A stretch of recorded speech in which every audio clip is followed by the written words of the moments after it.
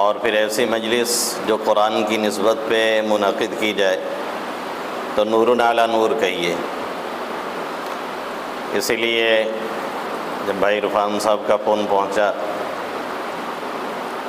تو یہ کہہ لیجئے کہ ٹائم نہ ہوتے ہوئے بھی یا موقع نہ ہوتے ہوئے بھی ہم نے حامی بھری لی کہ ہم آ رہے ہیں۔ ادھر کلاس لینا اور ادھر کچھ اور کام، اور ہمارے ایک معزز مہمان بھی ابھی پہنچے ہوئے ہیں گھر پہ، ان کو چھوڑ کر کے بہرحال 125 کلومیٹر میں بھاگتا ہوا چلا آیا۔ میں اسے اپنی سعادت سمجھتا ہوں کہ مجھے ایک ایسی مجلس میں حاضری کی توفیق ملی جو مجلس قرآن مقدس کی نسبت پہ منعقد کی گئی ہے۔ نسبت کیا چیز ہوتی ہے اس کو سمجھنے کے لیے بس ایک واقعہ کوٹ کر دوں۔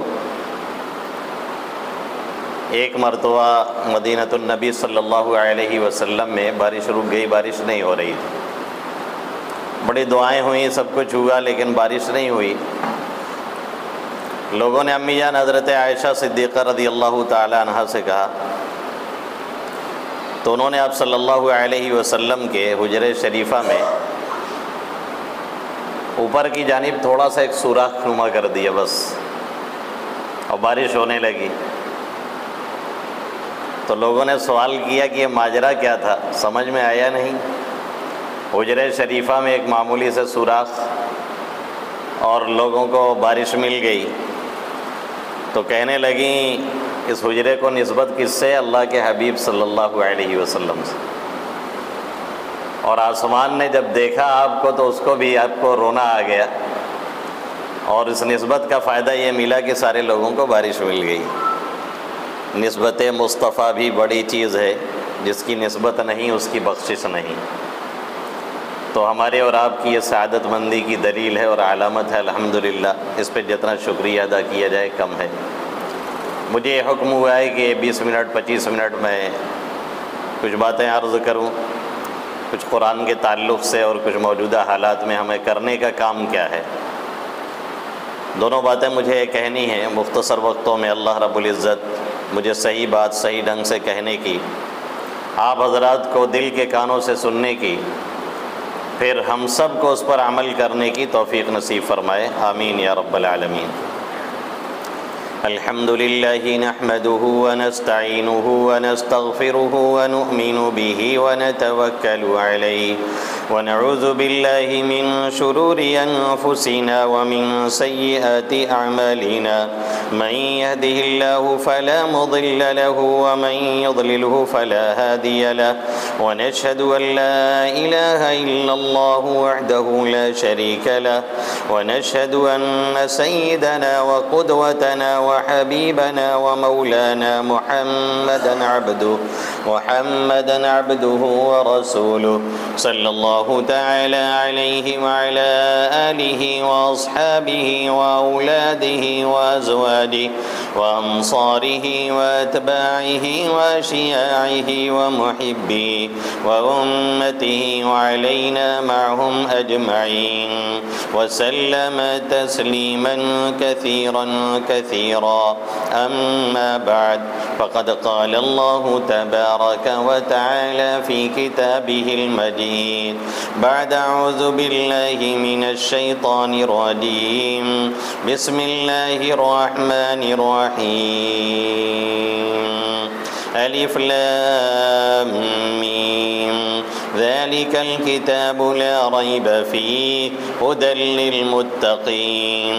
وقال تبارك وتعالى في موضع آخر فلولا إذ جاءهم بأسنا تضرعوا ولكن قست قلوبهم وزين لهم الشيطان ما كانوا يعملون۔ وقال النبي صلى الله تعالى عليه وسلم اقرأوا القرآن فإنه يأتي يوم القيامة شفيعا لأصحابه، أو كما قال سيدنا وهادينا محمد صلى الله تعالى عليه وسلم۔ یہ نئے نئے طریقے نہ بتائیں دنیا والے، یہ نئے نئے طریقے نہ بتائیں دنیا والے، جو حضور لے کے آئے وہ نظام کم نہیں ہے، اور جب سے شمیم چھوٹی ہیں آقا کی سنتیں، سرکار کی یہ امت پریشان بہت ہے۔ میرے محترم بزرگوں اور دوستوں، میرے غیور نوجوان ساتھیوں، اس وقت ہم اور آپ جس ماحول میں اور جن حالات میں جی رہے ہیں، وہ ہم میں سے کسی بھی ذی شعور پر مخفی اور پوشیدہ نہیں ہے۔ آل ورلڈ بات کی جائے پوری دنیا کے اعتبار سے یا اپنے ملک اور صوبے کے اعتبار سے، تو ہمیں اور آپ کو یہ محسوس ہوگا اور یہ معلوم ہوگا کہ لوگ ایک بے چینی، ایک اضطراب اور ایک کسک کی حالت میں زندگی گزار رہے ہیں۔ دنیاوی اعتبار سے دیکھا جائے تو بھی ہمارا کوئی مقام ایسا نہیں نظر آتا جس کو کہا جائے کہ ہم بڑی رفعت یا بلندی پہ فائز ہیں، اور ہندوستانی اعتبار سے دیکھا جائے تو بھی یہی ہے کہ ہماری جان یا ہمارا مال یا ہماری آبرو بہت سی جگہوں اور بہت سے علاقوں پہ بالکل محفوظ نہیں نظر آتی۔ یہ ایک حقیقت ہے اور تلخ حقیقت ہے اور کھلی ہوئی حقیقت ہے، اور ہمارے اپنے گھروں کے حالات دیکھے جائیں تو اس میں بھی ہمیں چین اور سکون نظر نہیں آتا ہے۔ پہلے ہوتا یہ تھا کہ گھر باہر کا مارا ہوا شخص، باہر پٹا ہوا شخص ملازمت میں، نوکری میں، کسی دھندے میں، کسی کام میں، لوگوں میں الجھا ہوا گھر پہنچتا تھا تو بہت حد تک وہ ریلیکس ہو جاتا تھا۔ لیکن اب ہوتا یہ ہے کہ باہر اگر وہ 50 ٹینشن لے کر کے جی رہا ہے تو بیچارہ گھر پہنچتے ہی 100 ٹینشن میں چلا جاتا ہے۔ ساس بہو کے جھگڑے ہیں، نند بھوجائی کے جھگڑے ہیں، بیٹے سے الگ کھٹپٹ ہے، باپ الگ سمت میں ہے اور بیٹا الگ رخ پہ ہے۔ ایک عجیب سی الجھن اور پریشانی اور بے چینی کا شکار پورا معاشرہ جیسے نظر آ رہا ہے۔ ایک دم یہ زمینی حقیقت ہے جس سے کوئی انکار نہیں کر سکتا ہے، اور یہ گھر کا ایک ٹینشن باہر کے سینکڑوں ٹینشن پر بھاری ہے۔ یہ بھی ایک کھلی ہوئی حقیقت ہے۔ پہلے بہت سے لوگ ٹینشنلائز دوائیں یا ڈپریشن کی دوائیں اس لیے نہیں کھاتے تھے کہ باہر بیچارے 50 ٹینشن میں ہیں، لیکن گھر پہنچے تو پتہ یہ چلا کہ وہ تمام کے تمام ٹینشن اور تمام کے تمام الجھنیں بھول جایا کرتے تھے۔ لیکن اب گھر پہنچتے ہیں تو مزید اس پہ اضافہ ہو جایا کرتا ہے۔ معلوم یہ ہوا کہ والدہ پہلے ہی سے کھڑی ہیں بہو کی شکایت لے کر کے، یا یہ پہنچے ہیں تو بہو صاحبہ پہلے ہی سے کھڑی ہیں اپنی ان کی والدہ کی شکایت لے کر کے، بہن صاحبہ پہلے ہی کھڑی ہیں ان کی اہلیہ کی شکایت لے کر کے، اہلیہ پہلے ہی سے تیار ہیں ان کی بہن صاحبہ کی شکایت کرنے کے لیے، بجائے اس کے کہ وہ مارا پیٹا آیا ہے پہلے پانی پوچھا جاتا، پہلے خیریت پوچھی جاتی، پہلے چائے پوچھی جاتی، پہلے اس کو ریلیکس سے ہونے دیا جاتا، پھر اس سے کوئی بات اس طرح کی شاید کرنی ہوتی تو کی جاتی۔ لیکن یہ اب نہیں ہو رہا ہے۔ اب پہنچتے ہی ایک ٹینشن اور ایک پریشانی اور ایک الجھن میں اسے ایسا پھنسایا جاتا ہے کہ بہت سی مرتبہ بیچارہ سوچتا ہے کہ باہر ہی ٹھیک تھے، کہاں گھر پہ چلے آئے ہیں۔ تو عالمی حالات ہمارے یہ ہیں اور منظرنامہ یہ ہے، ملکی حالات ہمارے اور آپ کی یہ ہیں، اور گھریلو حالات یہ ہیں جو ہمارے اور آپ کے لیے اور مزید پریشانیوں کا سبب بنتے جا رہے، جس کی وجہ سے شاید ٹینشنلائز دواؤں کا استعمال اور اس کی خرید و فروخت مزید تیزی کے ساتھ جاری ہے۔ اور کسی بھی میڈیکل پہ آپ جا کر کے یہ پتہ کر لیجئے گا تو یہ جملہ میرا غلط نہیں ہوگا۔ سوال یہ ہے کہ کیا ہمارے پاس کوئی طریقہ ہے کہ نہیں ہے؟ سوال یہ ہے کیا اس سے نکلنے اور جان چھڑانے کے لیے ہمارے پاس کوئی آپشن موجود ہے کہ نہیں ہے؟ ظاہر ہے ہم جس اسلام کو اور ایمان کو مانتے اور فالو کرتے ہیں وہ ایسا نہیں ہے کہ دور صحابہ کے لیے تھا یا تابعین کے لیے تھا یا تبع تابعین کے لیے تھا یا کچھ مخصوص لوگوں کے لیے تھا یا ہے یا رہے گا، ایسا نہیں ہے۔ کل جیسے اس کی چمک دمک برقرار تھی ویسے ہی آج بھی ہے۔ یہ ایک حقیقت ہے کہ نہ اسلام کبھی پرانا ہوا ہے نہ ہوگا، اور نہ سیرت النبی صلی اللہ علیہ وسلم کبھی پرانی ہوئی ہے، نہ ہو سکتی ہے، نہ ہوگی، اور نہ سنت نبوی صلی اللہ علیہ وسلم کی چمک دمک میں کبھی کوئی فرق آیا ہے نہ آئے گا۔ یہ ہمارے اور آپ کے سوچنے اور طور طریقے میں فرق آیا ہے بس، باقی اس میں جو چمک دمک تھی، جو نورانیت تھی، اور جو سکون تھا، جو اطمینان تھا، جو راحت تھی، جو چین تھا، وہ کل بھی تھا، آج بھی ہے، اور آئندہ بھی ایسے ہی رہے گا۔ مشکل یہاں کھڑی ہوتی ہے کہ ہم ان تمام حالات پہ اور ان تمام معاملات پہ تبصرے بڑے اچھے کرتے ہیں، اور جہاں ہمارے 2-4 لوگ بیٹھتے ہیں تبصرہ بڑا لافٹڈ ہوتا ہے۔ 1 گھنٹہ 2 گھنٹہ 3 گھنٹہ چائے خانے پہ، قہوہ کھانے پہ، چکڑ کھانے پہ جب ہم بیٹھتے ہیں تو پھر یہ تبصرے اپنے گاؤں کی سیاست سے شروع ہو کر کے صوبہ تک پہنچتے ہیں، صوبہ سے ملک تک پہنچتے ہیں، اور ملک سے پھر آل ورلڈ پہنچ جاتے ہیں، اور ایک حکومت ہم گراتے ہیں ایک چائے میں اور دوسری حکومت بنا دیتے ہیں، اور دوسری چائے میں دوسری حکومت گراتے ہیں، تیسری تیار کر لیتے ہیں۔ ایک مرتبہ ہم بھاجپا کو لاتے ہیں اور دوبارہ سپا آ جاتی ہے، اور تیسری چائے میں بسپا آ جاتی ہے، اور چوتھی چائے میں اتنا نشہ آتا ہے کہ خلافت اسلامیہ قائم ہو جاتی ہے۔ یہی نہ چل رہا ہے؟ یہی حال ہے ہمارے چکڑ کھانے کا، یہی حال ہے ہمارے چوراہوں کا، یہی حال ہے ہماری نجی مجلسوں کا۔ تبصرہ بہت طویل ہو رہا ہے، بہت طویل ہو رہا ہے، جس کی ہمیں اور آپ کو کوئی ضرورت نہیں ہے، لیکن ہوتا بہت طویل ہے، اور تبصرے کے علاوہ کوئی اور کام وہ گراؤنڈ پہ ہمیں نظر نہیں آتا ہے۔ ذاتی زندگی میں، معاشرتی زندگی میں، عائلی زندگی میں وہ ہمیں اور آپ کو دیکھنے کو عام طور پہ نہیں ملتا ہے۔ ہاں، تبصرے بڑے عمدہ ہو رہے ہیں۔ شیخ تقی عثمانی حفظہ اللہ تعالی، مفتی آف ورلڈ، ان کے بھائی مفتی رفیع صاحب مرحوم دونوں ایک مرتبہ ڈاکٹر عبدالحی صاحب نور اللہ مرقدہ کی مجلس میں گئے۔ یہ ڈاکٹر صاحب خلیفہ ہیں مولانا اشرف علی تھانوی نور اللہ مرقدہ کے، اور یہ لوگ گئے، وہی سقوط پاکستان ہوا تھا اور اسے ٹوٹ کر کے بنگلہ دیش بنا تھا۔ 90,000 پاکستانی فوجیوں نے انڈین فوجیوں کے سامنے اب کس وجہ سے ہتھیار ڈالے وہ سب بڑا تفصیل موضوع ہے، نہ ضرورت ہے اس کی کہنے کی۔ 90,000 فوجیوں نے ہتھیار ڈال دیے تھے اور گرفتار ہو گئے تھے۔ اب ظاہر ہے کسی ملک کے لوگ اگر اس طرح سے سرنڈر کر جائیں، خاص طور سے ان کی فوج، تو کیا حالات ہوں گے اور کیا گزرے گی لوگوں پہ۔ تو کہتے ہم لوگ بیٹھے تو اب تبصرہ شروع ہو گیا، حالانکہ اس کا کچھ ٹائم گزر چکا تھا، لیکن لوگ چالو ہو گئے۔ کسی نے کہا فوج کی غلطی ہے، کسی نے کہا نہیں فلاں حکمراں کی غلطی ہے، کسی نے کہا نہیں فلاں شخص کی غلطی سے ایسا ہوا۔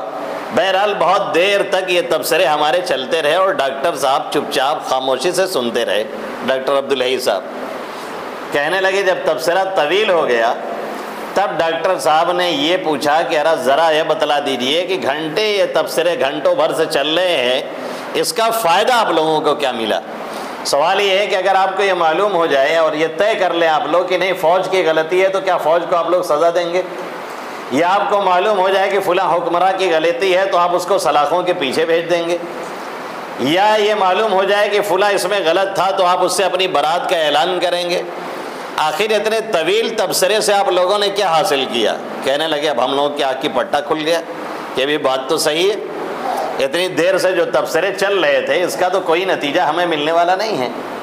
تو کہنے لگے ڈاکٹر صاحب نے کہا آج کل یہی ہو رہا ہے کہ ہم لوگ تبصرے بڑے طویل کرتے ہیں، لیکن جو کرنے کا کام ہے وہ ہم اور آپ نہیں کرتے ہیں۔ پھر ڈاکٹر صاحب نے فرمایا کہ اگر اتنے وقتوں میں سے آپ نے 10 منٹ 5 منٹ نکال لیا ہوتا، 2 رکعت صلاۃ الحاجت پڑھ لیتے، جس میں شاید 2 منٹ لگتا یا 2.5 سے 3 منٹ لگتا، اس سے زیادہ تو نہیں لگے گا 2 رکعت میں۔ بھائی کون سے سورہ آپ پڑھیں گے؟ چھوٹی سے چھوٹی صورتیں جو یاد ہوتی ہیں لوگ عام طور پہ وہی نہ پڑھتے ہیں، اور ایسے موقع پہ کوئی بڑی صورت پڑھنے کا کوئی ہم کو حکم بھی نہیں ہے۔ تو 2 رکعت آپ صلاۃ الحاجت پڑھتے، اور اس کے بعد 3-4 منٹ دعا کرتے، تو 4-5 منٹ میں 6 منٹ میں 7 منٹ میں کم سے کم اللہ کی طرف رجوع کرنا آپ کا پا لیا جاتا، اور حالات اور مسائل کا حل وہیں سے ہوتا ہے۔ جو بھی حالات بنتے ہیں وہیں سے ہوتے ہیں، اور جو بگڑتے ہیں وہیں سے ہوتے ہیں۔ بلائیں تیر اور فلک کا ماں ہے، جتنی مصیبتیں ہیں یہ تیر کی طرح سے ہیں، اور آسمان کیا ہے، یہ کمان کی طرح سے۔ خواجہ صاحب مرحوم فرماتے ہیں بلائیں تیر اور فلک کا ماں ہے، چلانے والا شہنشاہ ہے، اسی کے زیر قدم اما ہے، اور کوئی مفر نہیں ہے، کوئی بھاگنے کا راستہ نہیں ہے، وہیں جا کر کے امان ملے گی۔ تو ڈاکٹر صاحب نے فرمایا کہ اگر اتنی دیر آپ لوگوں نے یہ کام کیا ہوتا تو کچھ نہ کچھ حالات میں چینجنگ آتی، اور اگر نہ بھی آتی تو بھی کم سے کم ہمیں یہ کام کرنے کا ثواب تو مل ہی جاتا، اور اللہ سے ہم یہ کہتے کہ ہم نے کم سے کم ایسے موقع پہ جو کرنے کا کام تھا وہ کیا تھا۔ تو ہمارا اور آپ کا بھی مسئلہ یہی ہے اور المیہ یہی ہے کہ آج کے اس دور میں ہمارے ہاں تبصرے بہت طویل ہوتے ہیں۔ میں بھی دیکھتا ہوں بہت سی مرتبہ لوگوں کے درمیان اگر بیٹھ گیا، چلو بھائی ساتھی لوگ ہیں، اپنے لیول کے لوگ ہیں، بیٹھ گئے ہیں کچھ دیر، چائے پانی ہے، مولانا تھوڑا چائے آ رہی ہے پی لیا جائے۔ اب معلوم یہ ہوا کہ وہ اتنا طویل چائے کا دور چلتا ہے اور تبصرہ نہیں ان کی غلطی ہے، اصل میں ایسا رہا وہ غلطی وہاں کی ہے، اصل میں وہ کانگریس نے کی ہے، اصل میں اس کی غلطی سے ایسا ہوا ہے، تب اب بھاجپا آ گئی ہے، اصل میں اب بھاجپا جب جائے گی تو خلافت اسلامیہ آ جائے گی، اب آئے گی کہ نہیں آئے گی، یہ سب بات کی باتیں ہیں۔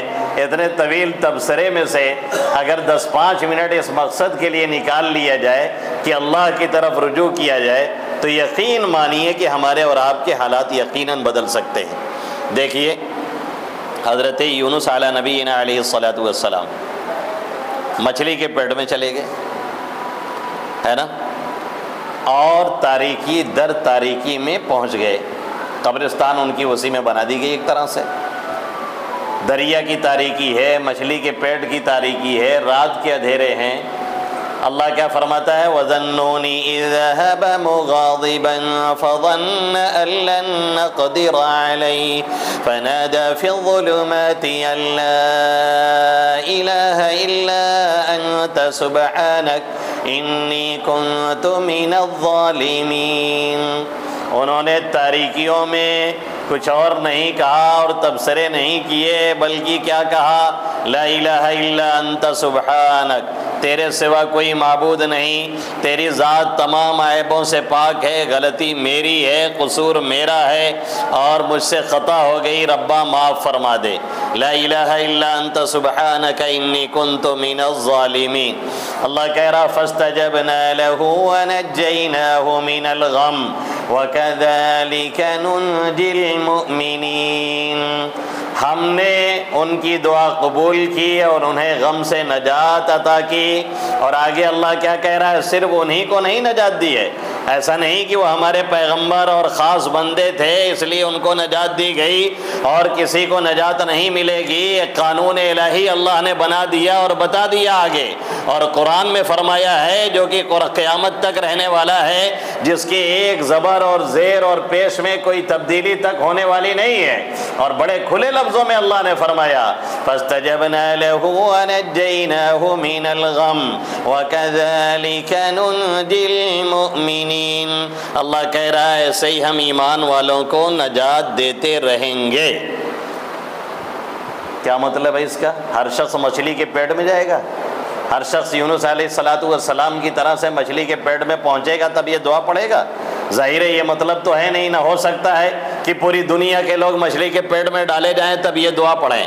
ظاہر کھلا ہوا مطلب ایک دم ہے کہ جو بھی مصیبت میں آئے اور جو بھی پریشانیوں میں گھرے، اللہ کے حبیب صلی اللہ علیہ وسلم نے فرمایا جو بھی مصائب اور مشکلات میں گھرے اور میرے بھائی حضرت یونس کی دعا کا اہتمام کرے تو اللہ رب العزت اس کو پریشانیوں سے نجات دے دیں گے۔ پہلے جب مسلمانوں پہ پریشانیاں آتی تھیں، پہلے جب مسلمانوں پہ مصائب آتے تھے اور پہلے جب حالات میں قوم مسلم گھرا کرتی تھی تو گھر گھر آیت کریمہ کا ورد ہوتا تھا، لوگ گھروں میں اہتمام سے پڑھنا شروع کر دیتے تھے، کہیں لاکھ، کہیں 1.25 لاکھ، کہیں 1.5 لاکھ، نہ معلوم کتنی کتنی لاتعداد لوگ پڑھتے تھے، استغفار کی کثرت لوگ کرتے، اللہ رب العزت سے رجوع کرتے، دعاؤں کا اہتمام کرتے، اور لا الہ الا انت سبحانک انی کنت من الظالمین اس کا اہتمام کرتے، اور اسی طریقے سے حسبنا اللہ ونعم الوکیل اس کا اہتمام کرتے۔ اور یہ دونوں چیزیں اور یہ دونوں دعائیں تو آپ یہ سمجھ لیجیے کہ اینٹی بائیوٹک کا کام کرتی ہیں، حسبنا اللہ ونعم الوکیل اور لا الہ الا انت سبحانک انی کنت من الظالمین۔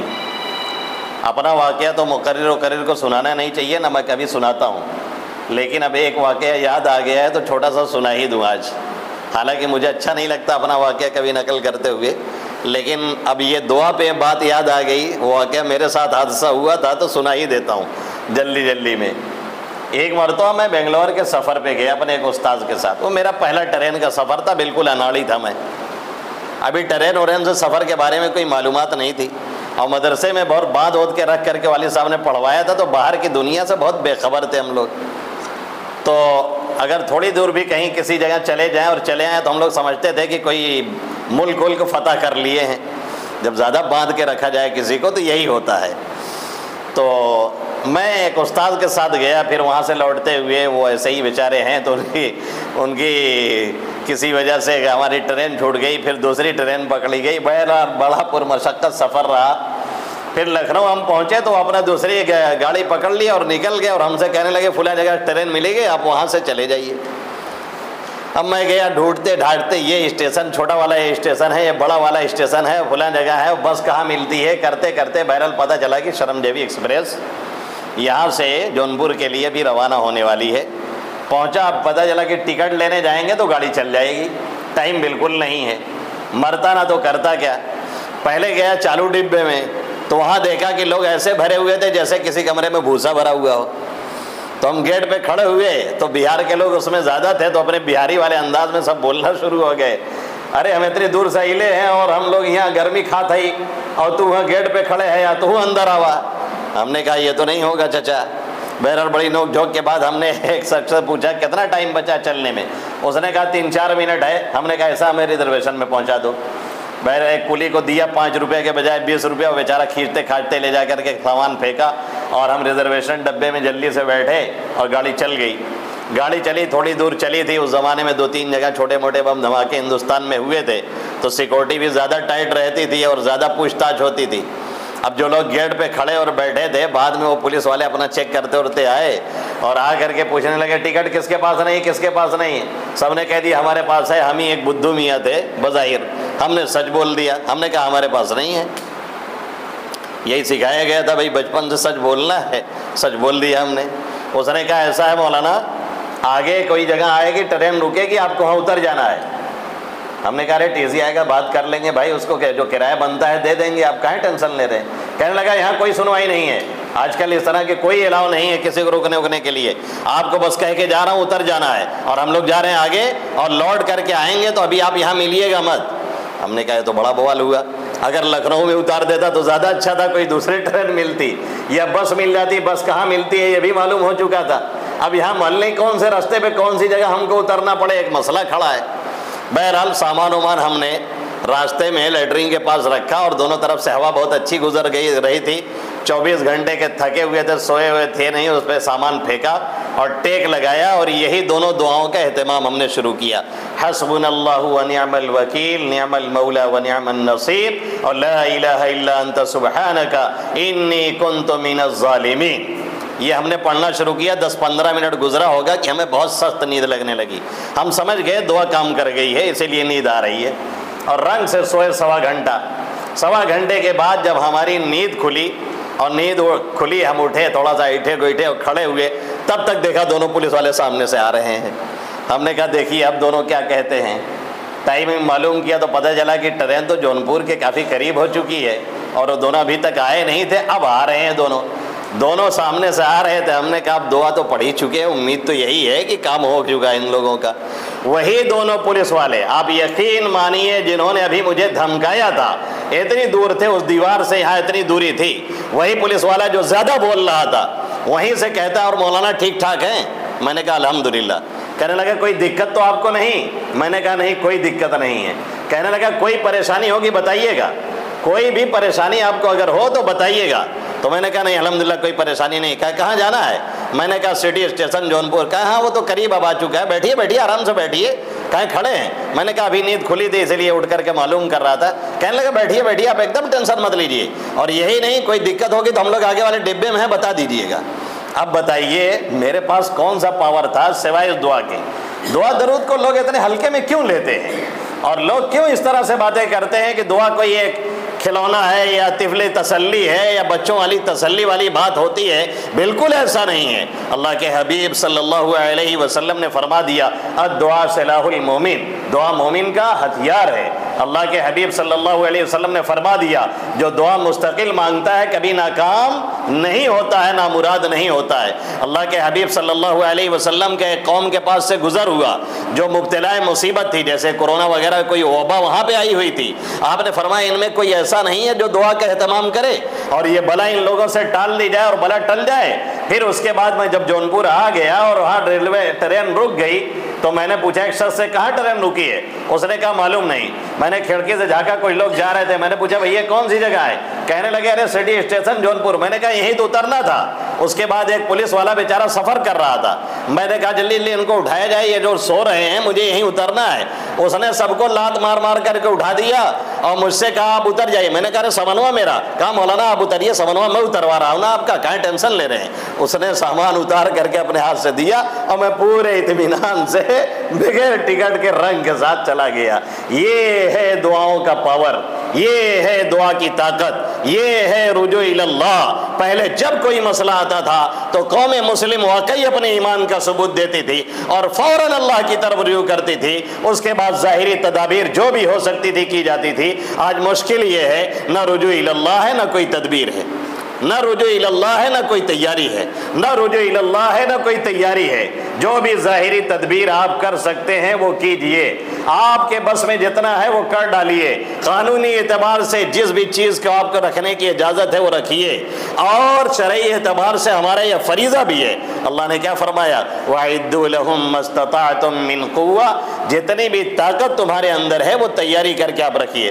لوگ کہتے ہیں اسلحہ رکھنے پہ پابندی ہے، صبح ورزش کرنے پہ بھی پابندی ہے، صبح دوڑنے پہ بھی پابندی ہے، صبح ٹہلنے پہ بھی پابندی ہے، ہاتھ پیر بھانجنے اور چلانے پہ بھی پابندی ہے۔ اگر ہمارے نوجوان کچھ بیدار بھی ہوتے ہیں تو کہاں بیدار ہوتے ہیں؟ جم میں جا کر کے، اور جائیں گے باڈی بنا کر کے ٹہلے ٹہلے چلیں گے اور اس کے بعد کسی اپنے مسلمان بھائی ہی کو تنگ کریں گے۔ یہ کون سا طریقہ ہے؟